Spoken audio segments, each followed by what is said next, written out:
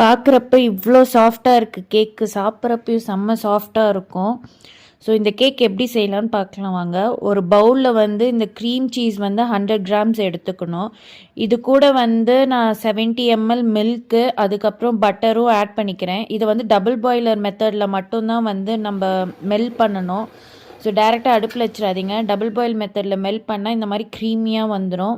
ஒயிட்டும் egg யாக்கும் வந்து separate பண்ணிக்கணும். Egg யாக்கு வந்து இதோட மிக்ஸ் பண்ணிக்கிறேன் அந்த க்ரீமோட.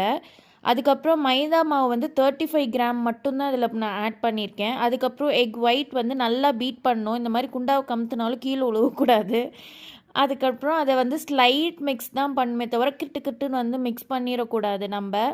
ஸோ பேட்ரு வந்து லைட்டாக மிக்ஸ் பண்ணதுக்கப்புறம் ரெடி ஆயிரும். நம்ம வந்து ஒரு குக்கரில் வந்து ஒரு பிளேட்டில் தண்ணி ஊற்றி வச்சுட்டு இந்த இது உள்ளே போட்டு மூடி போட்டு வச்சிருங்க. ஒரு ஜாப்பனீஸ் கேக்கு ஸ்பாஞ்ச் ஆட்டம் நல்லா ப்ளஃபியாக இருக்கும். ஓகே. ஸோ அதை தான் இப்போ ட்ரை பண்ணேன். ஓகே.